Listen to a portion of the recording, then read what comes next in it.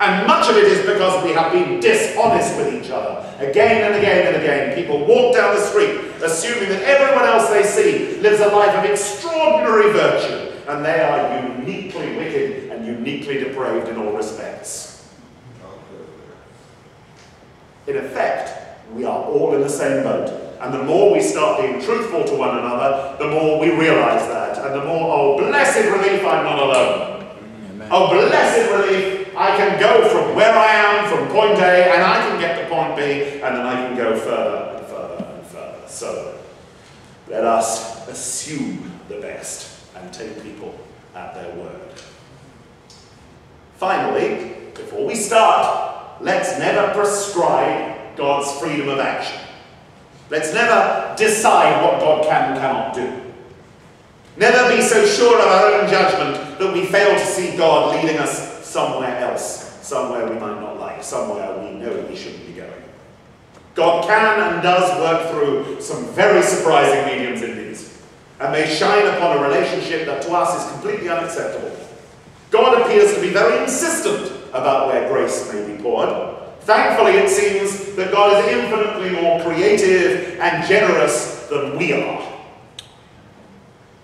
Much of the wisdom in what I'm about to say comes from the body's grace. And as I say, I've paraphrased much of it so that our dear, dear friend Rowan Williams can be understood a little better. Now, once we've started with those ground rules, this conversation is something that will probably go on for the rest of our life. And as MCC, this conversation is central to what we do. And the lessons we learn on this conversation are central to the way we behave in all other areas of our life. So, what is a Christian community for?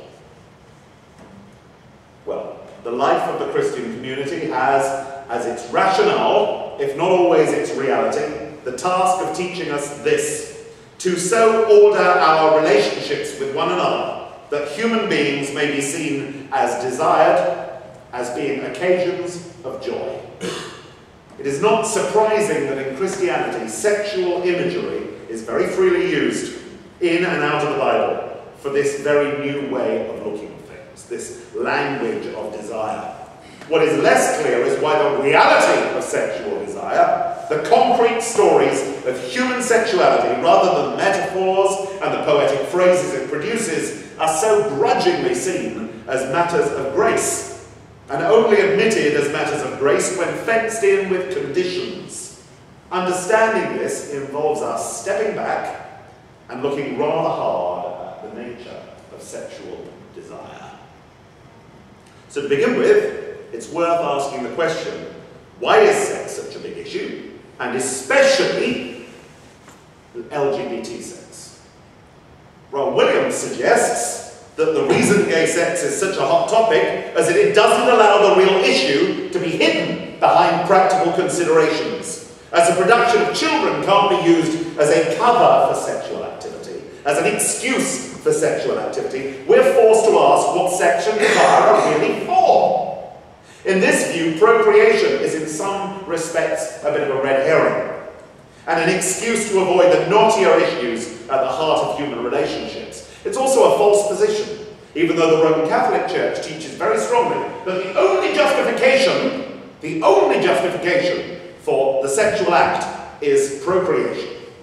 And indeed, the only justification for marriage is being open to the sexual act. It still allows people who are either too elderly or who are infirm in some way to marry. So even though it says this, it understands that there is a real reason why two people would form a deep and abiding relationship and why two people would have sexual intimacy together. So people aren't being honest from the outset. People haven't been honest for a very long time. We are in a position maybe to start looking at this with new eyes. Because of us, society is forced to address this most important of issues. What is marriage for? Christians have no business seeing human beings as no more than beasts ripe for reproduction, with no other valid motive for desiring and bonding with each other except the same motive that is present in raccoons and rats. The morality of reproduction is something else entirely. But desire is not only there to produce children. Intimacy and the joy that comes through that intimacy is not only there to produce children. Christians have no business seeing human beings in this mechanistic way. It flies in the face of the entire gospel message. As we, as lesbian, gay, bisexual, and transgender people, are the catalysts for some very serious self-examination, and we are a mirror to society's immaturity over this issue, we're bound to be very unpopular in some circles. We are the bringers of good but troublesome news. Now, I wish people realized that that news was far more good than it was troublesome. But certainly a whole load of people, ourselves included, are going to have to start looking very deep inside ourselves and getting rid of our usual mechanisms for dealing with this issue, because they have not served us well, amen? They have not served society, amen? We are all forced to face the question, what is desire for? As Rowan Williams says, desire not as being instrumental in some process, like reproduction, or like the power structure in a society, but desire in itself.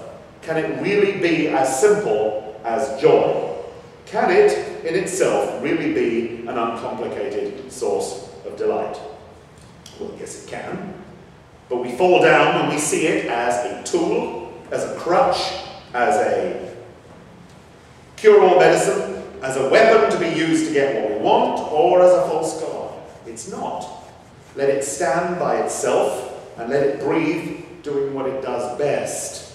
If we apply what Christ teaches us about other areas of life to sex, then we find that the whole playing field is pretty much transformed. Games are over. Power is removed from the equation, and we see that sex can be redeeming and transformational like everything else when exposed to Christ and the possibilities of God.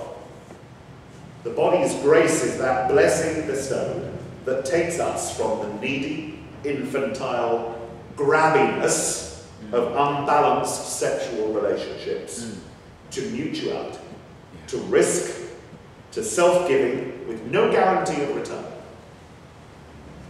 Most people find most of whatever maturity they have in partnership with some form of sexual expression, either in marriage or outside of it. It's a catalyst for some of our deepest self-examination and contemplation. Sex really does matter, but as an ingredient, as a response, as a risky self-giving, and as a channel for grace, it's not in itself either a devil or a demon, or an angel. Like most aspects of our lives, it is what we make of it. It's profoundly different depending on its context. Our human sexual relationships are a bit like mountain climbing. Now, I don't mean literally here.